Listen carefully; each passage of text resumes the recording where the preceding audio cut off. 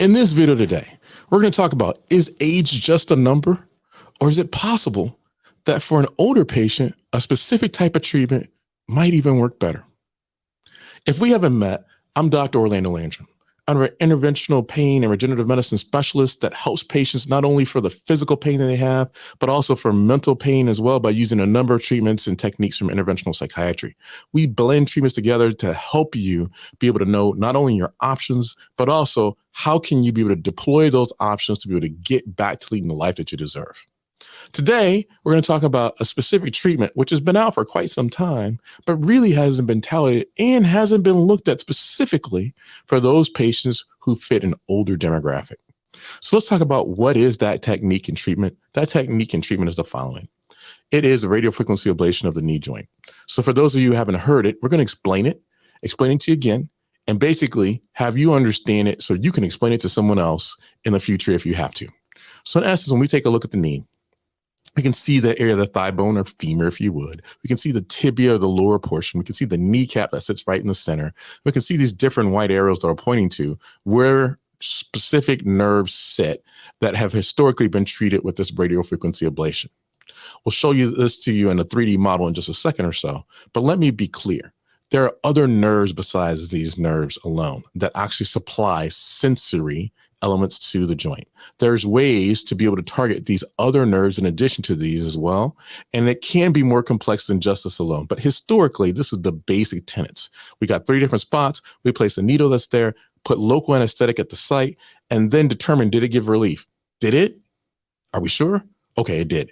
And if so, then we place a different type of needle at a different time frame, and we use heat in order to stun that nerve. Some people will say burning of the nerves.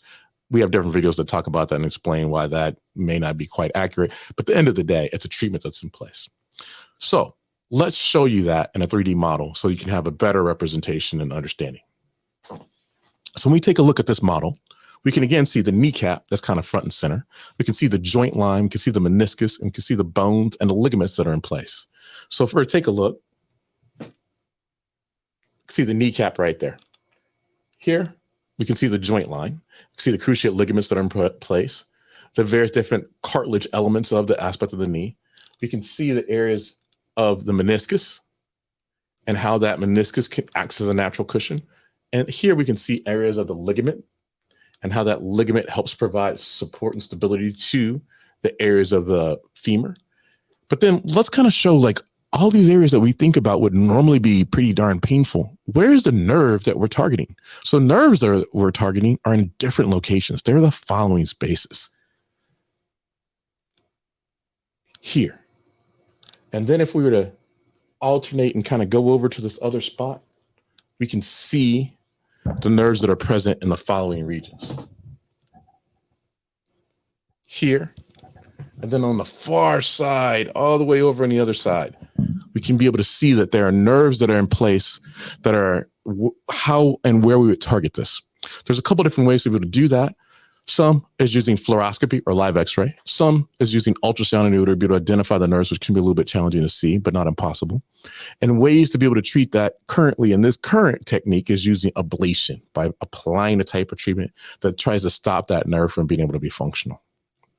There are other thought processes about whether you can use other treatments, but in this context, we're using this to be able to understand how this might benefit a patient who has a little bit more number of years underneath their belt. So for instance, this picture shows an x-ray that does demonstrate that technique, where you can see a bipolar technique, which is a little bit different, but it has needles that are in place that are causing a lesion at these various different spots. And this is a picture of the left knee, different from our other previous models that have been representative mainly of the right knee. And the way we can determine that is the fibula that's present on the outside lower portion near the tibia. Anyway, so these different spots are the areas where the lesion is put or placed, if you would. This next picture is a picture of the knee from the side, the far right-hand side being where the kneecap is, the left-hand side where the condyles and components of the femur are in place, and the areas of the nerve show how deep the needles would be placed in relationship to where the nerve would normally run. So we have all this, and now we understand exactly what the treatment is. So what's this thing about it maybe helping older people? Well, actually, it was a study. There's a study that looked at radiofrequency ablation most likely to benefit older patients with knee pain. Now, the main downside to this is that it was a study of a small number of patients. So it looked at a total of 36 participants, 10 male, 26 female. So that's a small number. We might need to be able to kind of take a look at a more larger group that's representative, but it's still encouraging nonetheless. And one of the main reasons why is the average age of the patients were 63 years old.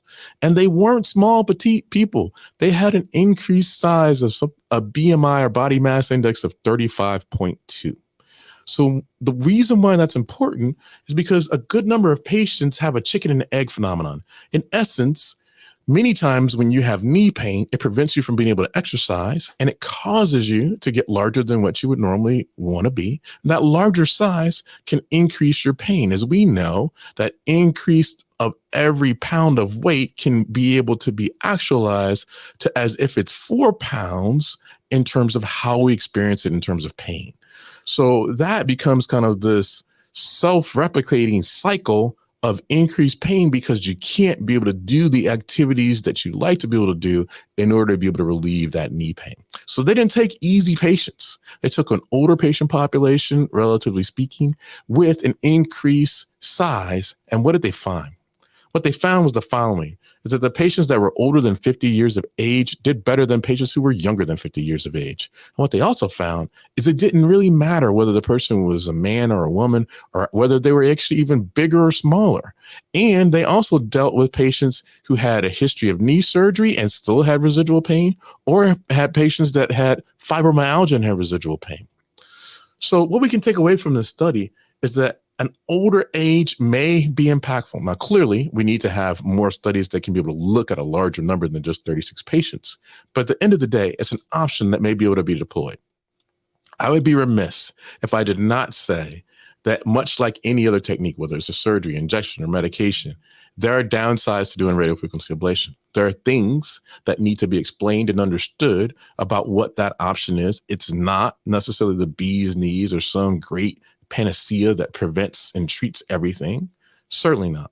But neither are other fancier techniques that might be utilized, whether it's an orthobiologic or other interventional neuromodulation type technique. Many things have a downside to them. So we just need to be aware of it and take a look at what's the analysis that says, what's the benefit, what's the risk, and does it make sense for me? Hopefully you found this video helpful. If so, please hit the like button. If you want to know about other videos like this, maybe subscribe to our channel. And if you really want to know and be on the cutting edge of like what's happening with options for knowing how to be able to deal with either physical or mental pain, then hit the bell, because the bell's going to let you know that, hey, we just dropped a video and you might want to check it out. If you have comments about this or want to know more about it, please leave me a comment in the section. Rather, leave me a message in the comment section, and we'll see what we can do about being able to get an answer for you and hopefully helping you understand how to be able to punch pain in the face and get back to leading the life that you deserve. Thank you so much and have a great day.